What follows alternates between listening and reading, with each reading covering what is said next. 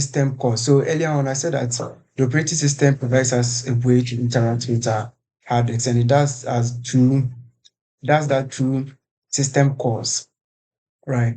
System calls are just a function, right? It's a function that is executed in kernel mode, right? Which is available for every program. So if you want to interact with the hard disk, you can't interact with it directly. You need to interact with it through system calls. Yes. This brings a lot of advantage, like you won't have to program every hardware to interact with it. And also, it resolves some security issues regarding the hardware. All right. So, so as I was saying, this has a lot of advantages for security reasons and um for portability and other issues. Okay, you can find out about that, or I'll do a video on that later. So now read about these. So the man command helps you. It gives you information about certain functions that you can read about. So the manual, the reason why I'm adding to is that normally Linux has open as a command in a terminal. So when you type in man, just man open, it will take you to the local or the traditional open function on a Linux system. But when you add the second page of the manual, will take you to the one that we are interested in. So this is a whole lot about open. So take your time, read through it, and then read through all the others also. So this is supposed to be right. They're supposed to be right, and then they're supposed to be open.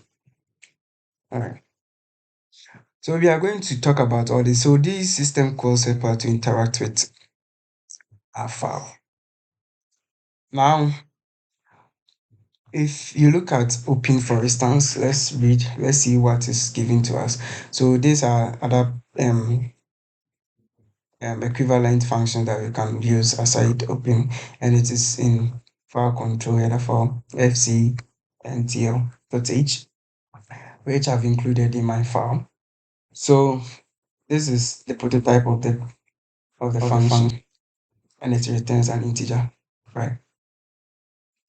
So when I open a file like this, what I do is that I have to specify the path name.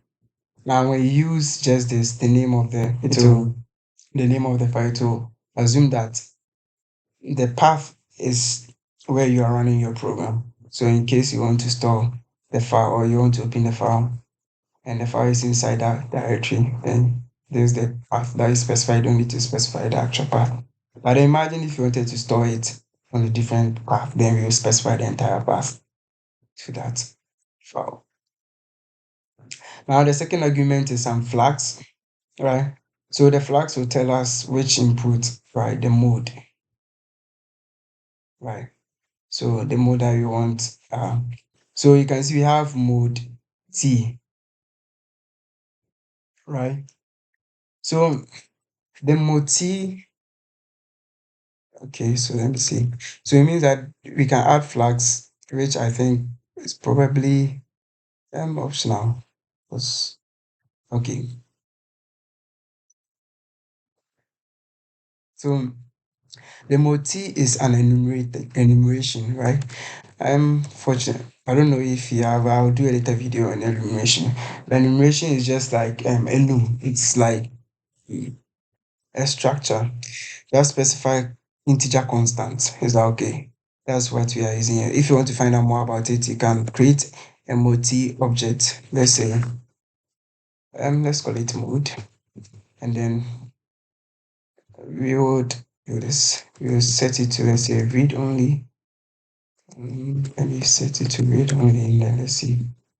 Yes. So if you want to find out what it is about, we can use the debugger to find out what it is about. So let me open another terminal and then run this code here.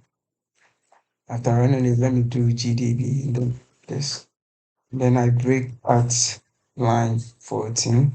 or let me say 11. So after running it, you see that we break at line 12, which we wanted to find out what's going on here, right from here, as you can see from here. So let's find out what mode T is. Let's run it first, and then we will find out what mode T is. You can do that by saying p type, there is a mode, and then that should give us, it's an unsigned integer. Oh, that's interesting. So it is an unsigned integer. So inside our inside this two library, we have this type def mode T. Is that okay? Yep. We have type def unsigned int. So the mode T is just an alias, right? Something like this what we have inside there. Yeah. Okay, so I think I made a typo here. So type def. So inside this one, we have something inside there, this line in the header file. That's the reason why moti. So moti is just an alias for unsigned int, as we can see there. So you can use these strategies to find out the type of any data type that we declare that you are not sure of. So yes, now after creating it, we create a file in read mode, right? So let's see.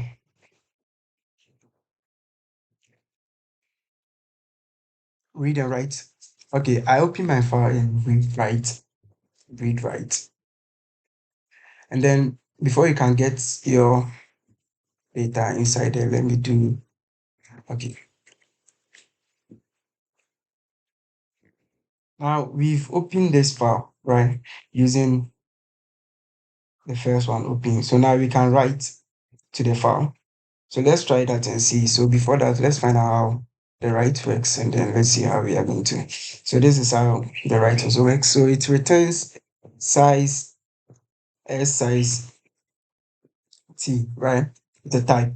So it's also an alias for a certain data type, which is, I think, it's long integer. You can use the strategies that we used earlier on to find out how it also works.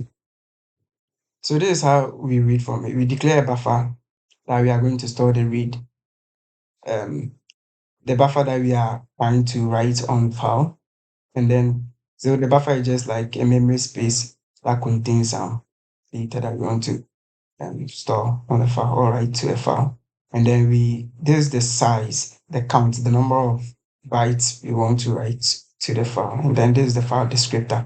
So the file descriptor, we realized that when we did man open, it was returning an integer. So we call this a file descriptor.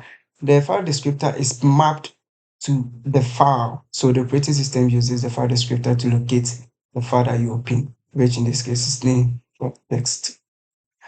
All right, so let's write something. Let's declare buffer and then put something in. So let's say we have a card buff, and then we want to store hello world inside a buffer. So hello world. Now, as we all know, this buffer contains hello world plus a new line and then a terminating character because it's in double quotes. So we have \0, which is the terminating character, appended to so it's an array of character, right? Now, after doing that, so it doesn't have to be just an array of, so you can see the type is undefined, so it could be an array of integers being stored, be written to the file, or whatever you want to write to the file. In this case, I'm using hello world, I'm using an array of character, I'm writing an array of character to the file. Now, let me write this to the file, following what is in there. So now we are going to return some, let's see. So it's right up to count bytes as we already know. Then let's see what it's returned. So on said the number of bytes returned is return.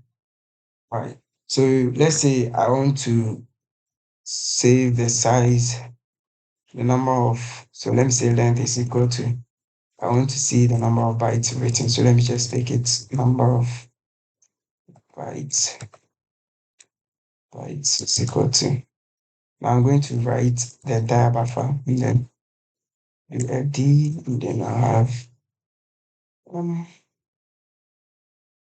write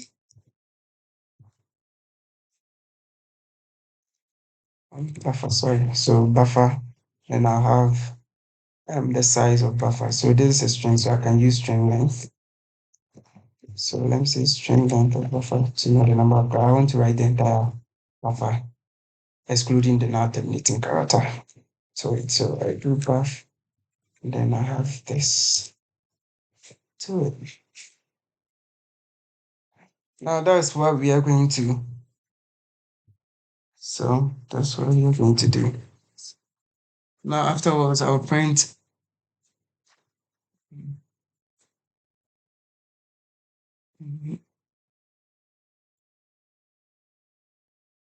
So on error, this returns. So I can check and see if number of bytes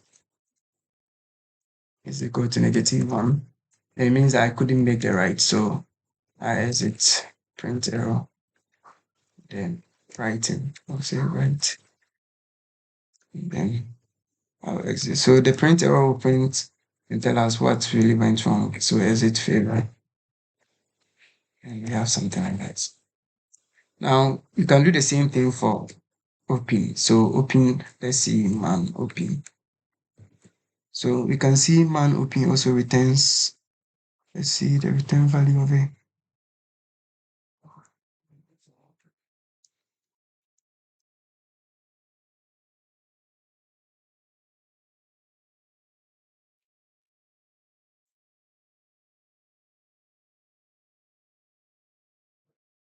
So it returns on success, return the new or negative one. So we can check the same thing for here.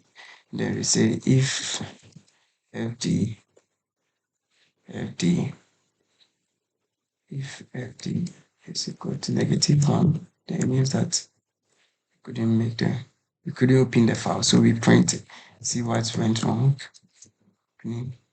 So we just write open. Then we have this. Then we exit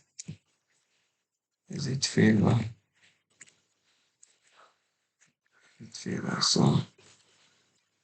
So basically that's it. Now in here, before we exit, we need to close the file. I'll talk about that later because I don't want to talk about close because we haven't done closing.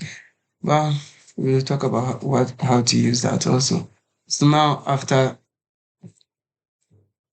opening the file, I'm writing everything here to this file descriptor. Okay, everything in the buffer to the file descriptor. Now let's close this and then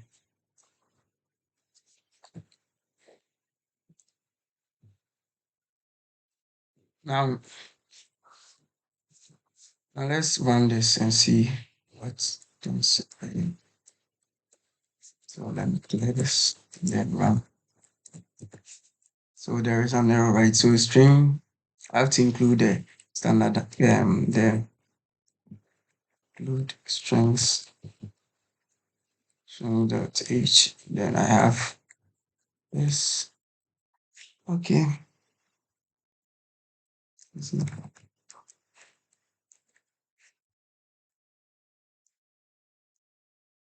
Oh, it's a mistake. So they're supposed to be string, not strings. So yes, now we have a successful run. So we can run the app and see what happens. So there is an error, no search file because we don't have that file in it. Now I did it, I opened it in the read write mode, but then let's see if we can open it. So let's see if we can open it and then try to open it. If it doesn't exist, then it creates the file. Let's see. So we have different mode, append, async, and then create. So if path name does not exist, create it as a regular file. So we can add this one. Now, this is bitwise operation. So if you want to have different, let me say, let's see if you want to have different, you want to read write let's say read, write it, and also open and create. Open create simply means that you are trying to open the file. If it doesn't exist, then you create that file. So okay, that's what I'm doing over here. Now let's see if I run it, I see.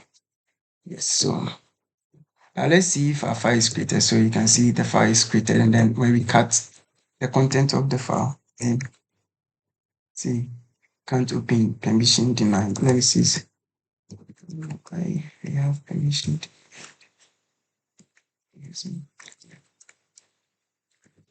So let me list everything and see the permissions that it have.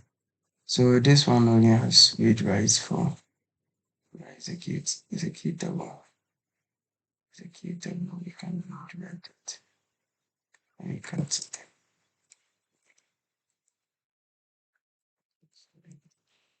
That's there. 1, 2, 3.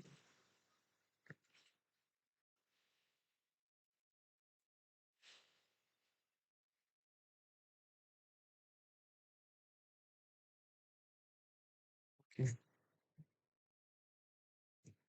So we can use sudo that's the file name. And then that's hello world. So it doesn't have user permissions. Let me see if we can mount to.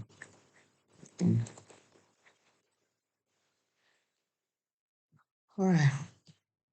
So I use create, right? So if path name does not exist, create it as a regular file. The owner user set to the effective user ID of the process.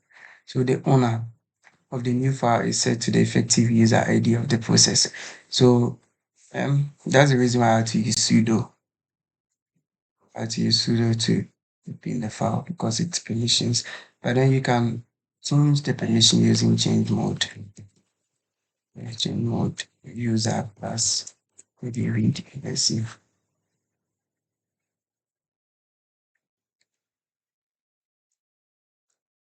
Okay, I have to add the file name. So name. Yes. So now let me see if I can add name in there. Yes.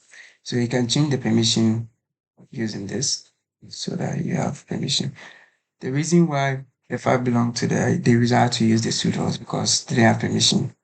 So I had to change the permission to make it readable to the group ownership of the new file is set either to the effective group ID of the system or so you can read more about this and then maybe find out how to manipulate the permissions from here. Now, away from there, we've created the file, right? Now, we'll be able to write to it. But then after reading and writing to it, we would want to do the next thing to it. Okay, we didn't read from it yet. So now I've already created a file. So let's try and read from the file, right? So let's see man read this, what will happen. So it also returns, yeah. So now what I'll do is that I'll have read in here, right? I'll read in here and then on files that support seeking the read operation commences at the file offset. So it read up to count bytes from the descriptor. So it takes in same arguments. Now let's say I wanted to read to a buffer, so I'll declare a buffer big enough to store what I'm trying to read. Now, I'll use the read, right? And then the read will return the number of bytes that I read, right? Now, after that, then I'll print, let me delete this. So after that, I'll print the buffer that I read from the file. How do I do that? So I know this, I don't know the size of things that I want to read. I'm not sure. So then to count it up to from the scripter. So since we don't know, I'll try to read the buffer size, which is 1000, 1K. Now we are not sure what is in the file, so I'm trying to read up to this one. We know it will read less than that, probably. Yes. So let me make this one more. Let's say 1002 for the now the terminating character. And then I'll read 1000 from the file. Now, after reading from the file, what do I do? Now I can, then if this is -1, we know it couldn't read anything from the return value. We can see from here that it returns, once that says the number of bytes read is returned 0 indicates end of file. So an file position is done by this number, it is not an error. This number is smaller than the number of bytes requested. This may happen, for example, because fewer bytes are actually available right now. And then maybe because we were close to end of file, or because we are reading from a type. So on error, -1 is returned. So this one means that there was some error. Now, we want to see the number of bytes, right? So after reading the number of bytes, we want to say buff. So the number of bytes is going to be either 1000 or less than 1000. Is that okay? So we want to write, we want to now terminate it so that we print this as a string. So this one, we are going to make it, we are going to append this one to it, right? So, okay.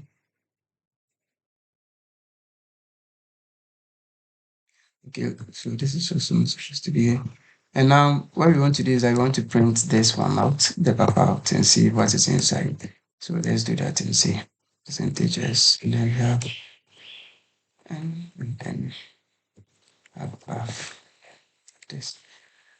Now I'm going to read from the file and then print whatever I have. If there is an error, make it read. If there is no error, then we set this one to if there is nothing read, print. So first we can even print the number of bytes first. So let's say percentage long int, and then we have space. Now I'm going to have number of bytes, then path. Now let's see how, let's run this one and see what will happen over here.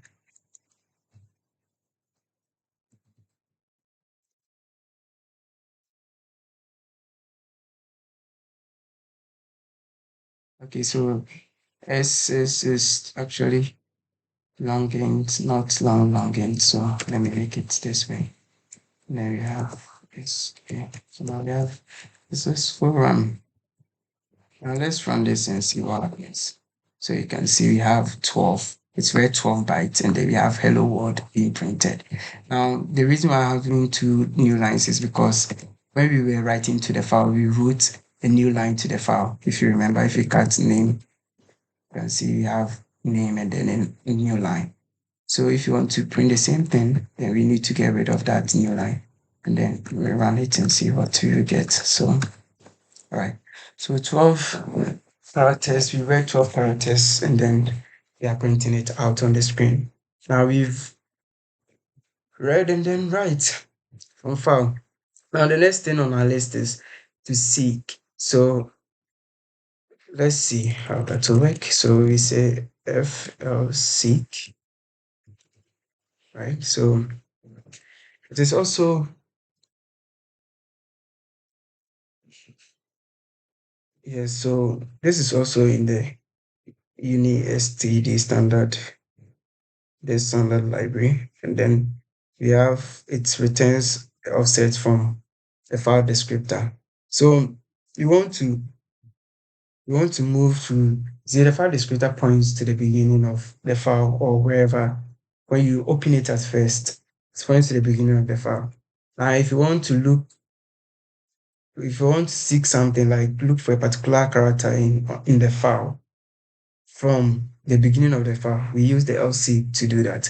So it repositions the file offset of the open file description associated with the file descriptor to the argument of according to the directive points as follows. So the points can be 6 sets. So the file offset is set to offset byte. So wherever it positioned the F file descriptor is, we offset it by the number of sets, and then the file offset is set to its current location plus offset bytes. Is that okay? So now the file offset is set to the size of the file plus offset by. Yeah. So let's see if we have in our code, right?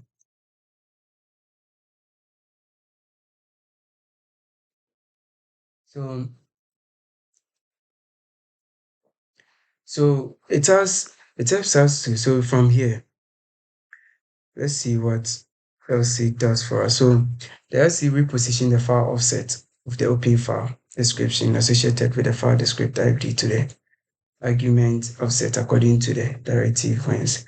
So the whence can be the start of the file. So we can set an offset from the start of the file and then put that as our current position, right, in the file. So when we read, we always read from the current position.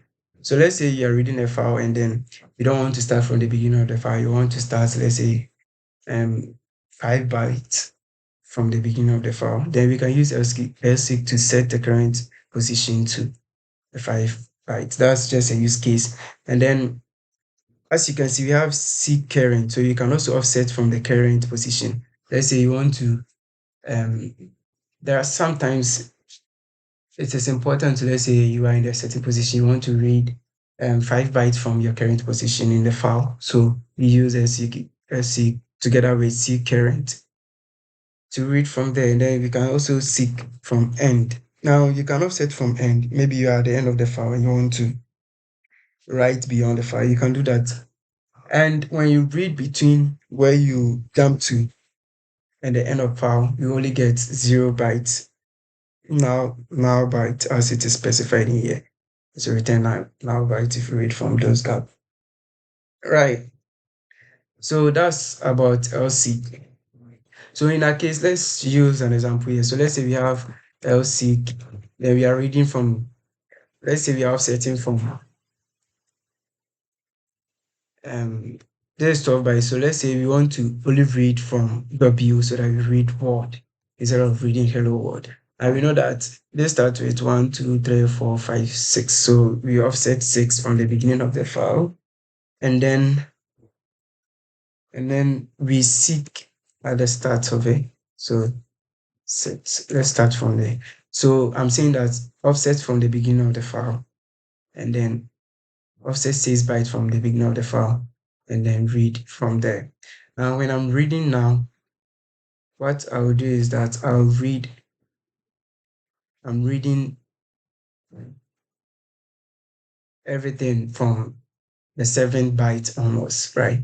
Now, let's see what will happen when I run this. You see that now I only have only word. Do you understand? So that's how lseek is. So it helps us to set. Now, after doing this, we can set it back. We can set it back by saying elf the offset. So we are offsetting to 0, then starting from the beginning. So let's start from the beginning again, and let's see if you read. So let's run that again. So that can help us move the cursor around as much as we want. So we can also set the cursor beyond hello world and then read whatever is there. Now the reason why the buffer actually has a size of 1000, but then I'm only printing this because of the now terminated character. So all the rest of the entries of the buffer is being wasted because we don't use it. Yeah. This particular case, I'm reading a few bytes. That's the reason why. But normally we get around the size, buffer size 1 kilobyte. 1 kilobyte. So normally we use 124. So let's say 1 kilobyte buffer size to read a block. And then also 1002. So yes, you can read something like that and then read it to the buffer. And then this will tell us the actual number of bytes that we read until the end of the file. So I hope this helps. Now, in case you want to see what is actually in the buffer, we can use GDB to see that. And then let's say we break at 22 and then we run our code. So now I broke at this one, right? So now I want to print buffer and see what is inside buffer. Let me execute this line first.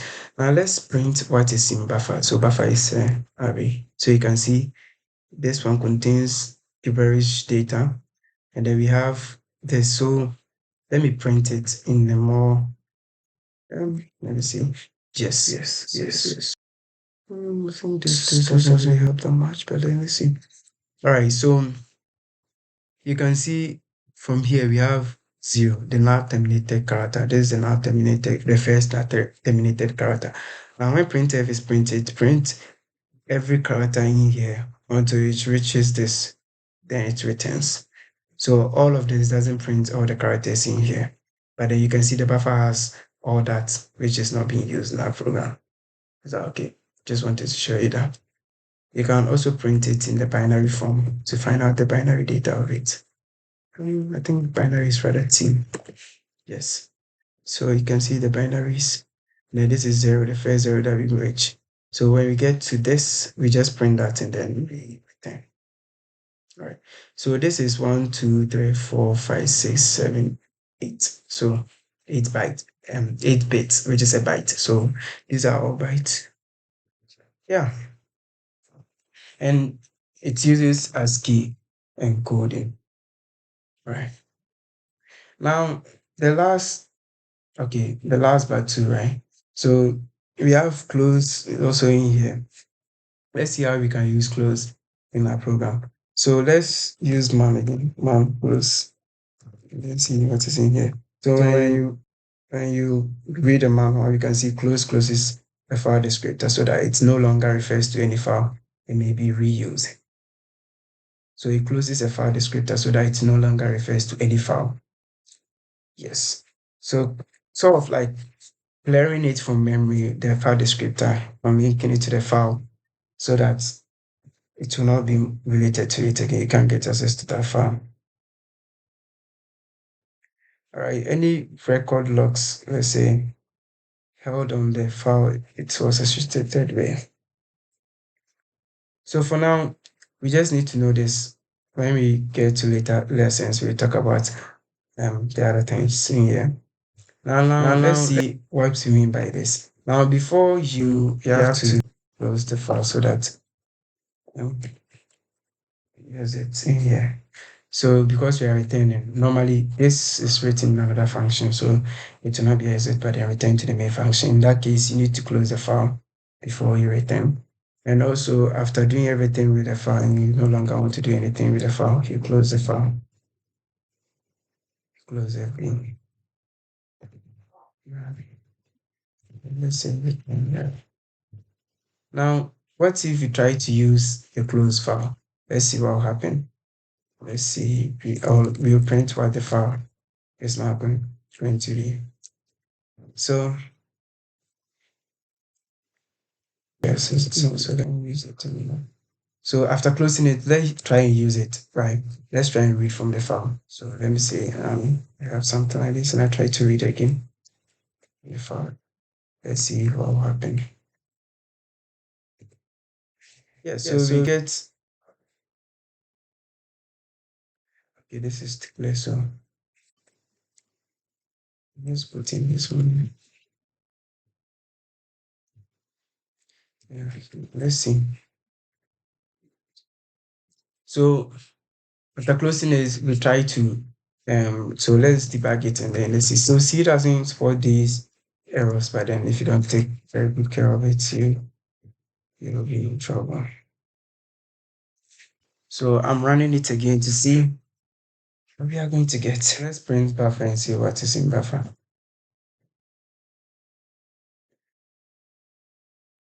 Okay, so I'm guessing that this return is 0. So let's try and return something and let's see.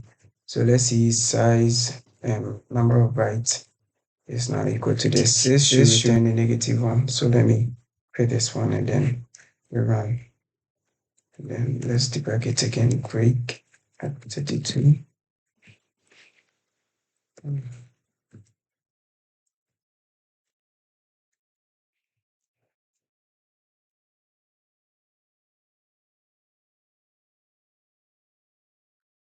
Okay, so this one.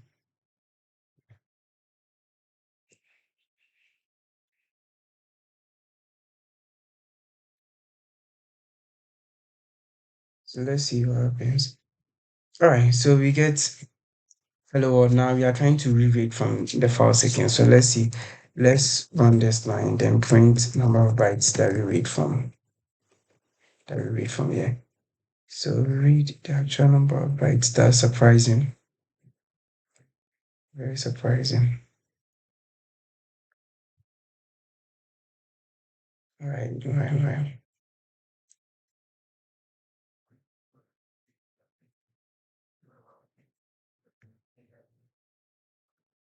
Oh, I made a mistake here.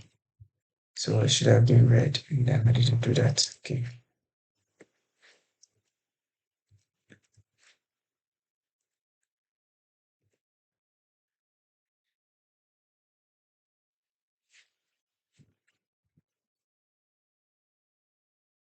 So unfortunately, GDB doesn't provide us with, it doesn't let us know if there is such an error or not. So unless you make sure you prevent such situations where you always check and see if read was successful or not. All right, so that's what I'm trying to do over here. So we close the file and then we are trying to use the same file. We are trying to use it. We want to see what will happen when we do that. All right. So basically, we are almost through with the files. Now, while it is, you can find out about all these two also. Yes, so this helps us to delete a file and this helps us to rename a file. I won't talk about that. So you can search and then play around with it to practice. So basically that's all about first. But before that, let me print the byte and see what happens. So we have 12, right? hmm Now let's see if we print buff. Let me see buff. Print buffer.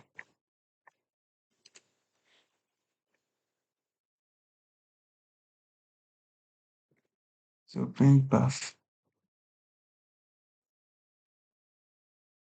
Oh, surprisingly, we still have it being reading there. Let me print the FD and see. Still 3. So I don't know why we are still getting this. But then okay, I didn't run this. Yes. Now this should rather be the issue. This should rather bring us the issue. Now, let's see if we get it the way we are thinking of. So we are supposed to get -1 for number of bytes. Yes. So that's what we are getting now. So it means that after closing it, you can access the file by using this. Let's see if you can print error from here. I don't know. I haven't tried it before. Let me see if it works. Let's see what error we are going to get. Error message we are going to get. So undefined printer. Well, we can't do that over here, but then you get the whole point. After closing the file, we can't use it. That's why when you try reading from the file, it returns an error. If you want to find out which error happens, then you can just do this print error. And then let's say error. Let's put error here. That should show us our error. Alright, so let's try that and see what happens. So we can see and then see and clear this so that it will be at the top for you to see. So yes, so bad file descriptor. So you mean that that's in point 24 after closing it. So basically that's how we work our way around files using system calls, direct system calls. Now there is a disadvantage in this particular approach. In this particular approach, you have full control. You can do a lot of things I didn't talk about. Like you can open a file in blocking mode and non-blocking mode, which is mostly used in some applications, right? But then most of the times we need, and you also have to handle buffering on your own. Sometimes you don't, you see, when we are writing a buffer to the file, sometimes in your program, you don't want to, we usually write character by character. Let's say you want to write this to a certain file, you start by writing name, right? Like let's say name and then you write it to file. And if let's say you have list of names that you want to write to memory, you want to write to. a file. Normally, what we do is that you take first thing, you make a system call, right? And then you write to a file. You do that all the time, making a lot of system calls. Now, system calls are very slow, meaning writing to disk is very slow, to be precise, right? So when you're writing to, you don't want to always be writing to disk. So what we normally do is that we create a buffer, right? You create a buffer on your own. So instead of printing to the file directly, you rather store it in the buffer. Now, when the buffer is full or reaches a certain condition that you specify, then it automatically flashes. So flashing will call the right system call, and then to pour the entire buffer into or onto disk. Yes, so normally that's what we do. Now you see open, read, and write as in providers with that automatically. So there is another file system, file handling system that we use in C that provides us with these features. It provides us with automatic buffering so that when you are writing or reading from file, you don't make a lot of system calls. I'll talk about them in the next video, but I wanted you to appreciate how you do that on the low level using system calls. So I'll see you in the next video. Bye bye.